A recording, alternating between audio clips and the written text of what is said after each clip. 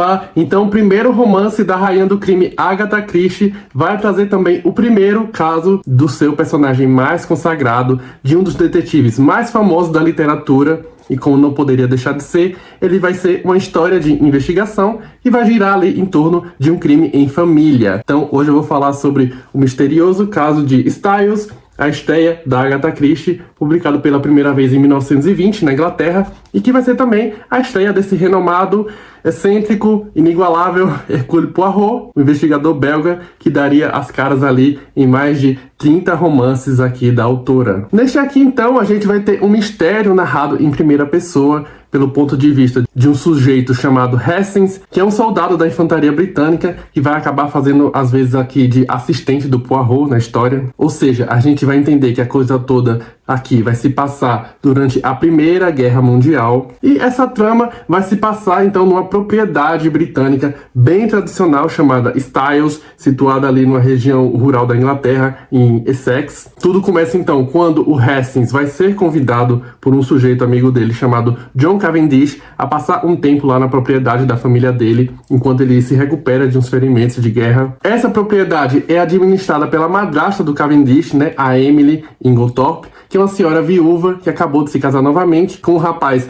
muitos anos mais jovem do que ela, num casamento que tem todos os ares ali de ter sido por puro interesse por parte desse cara, o Inglethorpe. Então, antes mesmo do Hastings partir ali para sua temporada em Styles, a gente já vai saber que a presença daquele Inglethorpe, aquele casamento, né, desagrada vários dos outros habitantes ali da propriedade. E entre esses outros habitantes, você vai ver ali a esposa do John Cavendish, o irmão dele, empregados e outros agregados também. Até que, numa bela noite de verão, ouve-se gritos ali do quarto da senhora Inglethorpe. Todos os residentes vão correr para saber o que está acontecendo e se deparam com a mulher agonizando. Então, as últimas palavras que ela vai balbuciar ali vai ser o nome do marido morto dela. E aí começa o entreveiro. Será que foi morte natural ou foi envenenamento? Então, quem, além daquele marido ali mais jovem dela, teria interesse na sua morte, né, por causa da herança?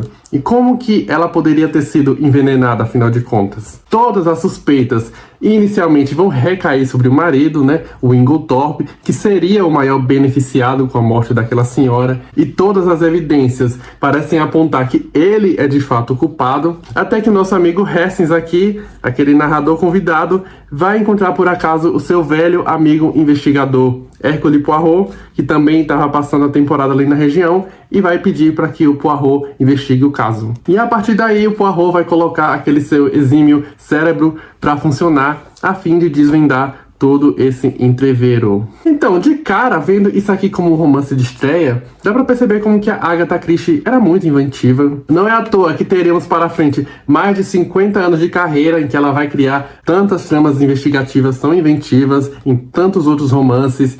Então aqui você tem muitas pistas, muitos detalhes, muitas reviravoltas que vão se emaranhar ali numa cadeia que vai parecer infinita. Eu gosto muito dessas histórias também que se passam em ambientes ingleses tradicionais, nessas propriedades senhoriais. Eu acho que elas têm um apelo muito único e a gente pode perceber também, contando que a gente tá no meio da Primeira Guerra Mundial, uma atmosfera assim de fim de uma era. E a Agatha Christie tem um jeito muito interessante de construir esses mistérios, como esse grande quebra-cabeça, que sempre parecem muito improváveis, de muitas peças que não se encaixam, ou que a gente acha que se encaixam numa parte, mas na verdade ela tá ligada à outra. Mas, dito isso, eu achei que a investigação aqui nesse livro, por ser tão cheia de pormenores, ela se torna enrolada em certo ponto. Tem muitas coisas, muitas pistas que vão se contradizer totalmente, e toda essa inventividade ficou muito floreada em certos momentos, muito rebuscada. Você deu liberdade à sua imaginação.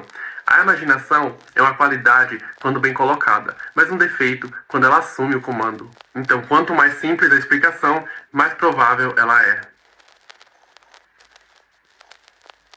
O negócio nessas grandes famílias ricas, tradicionais, e tem muito dinheiro de herança em jogo, é cercado realmente de muitas falsidades, de muitas mágoas reprimidas, de muitas verdades não ditas, como não pode deixar de ser, e isso você vai encontrar aqui nesse romance. Esse é um dos grandes atrativos desse tipo de trama que envolvem essas situações, e em dado momento todos os personagens aqui até parecem que estão fazendo um grande esforço para parecerem suspeitos de terem envenenado, né, aquela senhora, porque os álibis são muito questionáveis. E repare como é interessante, a Agatha Christie já vai lançar nessa estreia aqui recursos que vão enriquecer a trama. Então é um desenrolar que vai ser amparado por imagens de plantas da casa, ilustrações de bilhete ali deixado pela falecida, e tudo de fato vai deixando a trama toda muito mais imersiva, muito mais dinâmica, mas chega assim a um certo momento em que você só quer mesmo saber quem é o assassino, e não porque você tá muito curioso com aquele envolvimento todo, mas porque tá um pouco cansado daquelas voltas. Eu acho que o que eu mais gostei nesse romance aqui foi a dinâmica ali do Poirot com Hastings, porque falando um pouco mais então sobre a grande estrela desse livro, que é o Hercule Poirot.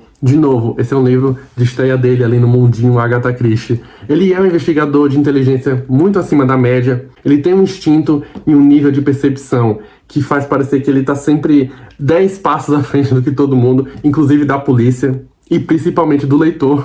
E eu achei muito engraçado como ele o tempo inteiro vai então descartando ali as teorias e questionamentos aqui do Hastings. Sempre que o Hastings ele levanta uma suspeita ou algum ponto, o Poirot vai dizer, não, isso daí não tem nada a ver. Não é esse detalhe aí que você tem que reparar. Então é muito engraçado porque o Hastings sempre tá achando que tá chegando em algum ponto, aí vem o Poirot e fala, não é isso aí não, que você tá pensando.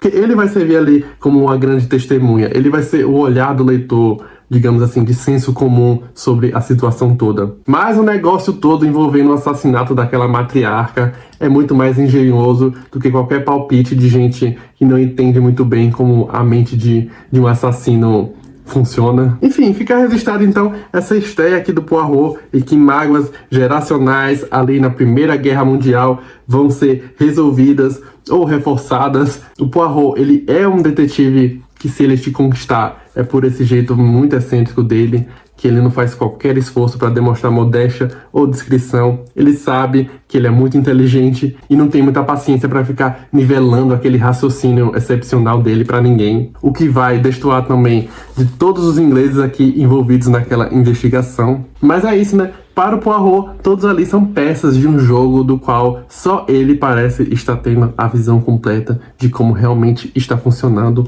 E esse aqui é um livro muito legal, mas eu não achei tão arrebatador. Eu ainda gosto mais do E Não Sobrou Nenhum, que inclusive já tem um vídeo aqui no canal, vou deixar o link embaixo. E eu também tenho esse box aqui da Agatha Christie, que vai trazer 3 dos seus romances mais consagrados, que são então o Assassinato no Expresso do Oriente, O Morte no Nilo e Um Corpo na Biblioteca. Então, o meu assunto aqui com Poirot e com a Agatha Christie ainda está muito longe de acabar. Eu quero muito ler aqui, por exemplo, O Assassinato no Expresso do Oriente. É um dos que mais eu tenho interesse. E é isso, apesar de eu não ter achado o misterioso caso de Styles aqui um livro tão excepcional assim, eu ainda acho que vale muito a pena conhecer ele, porque a gente sabe que a Agatha Christie ali que escreveu o E Não Sobrou Nenhum, que é uma grande obra, anos mais tarde, tá se forjando nesse livro. Ela ainda vai dosar de maneira muito mais engenhosa toda aquela inventividade dela, de um modo não tão over, que nem eu achei que esse livro ficou em alguns momentos. E é isso, se você gostou aqui do vídeo, deixa o seu like, se inscreve no canal, se ainda não for inscrito, me conta aqui nos comentários se você já leu esse livro, qual o seu livro favorito da Agatha Christie, vou gostar muito de saber. Muito obrigado, um abraço e até a próxima.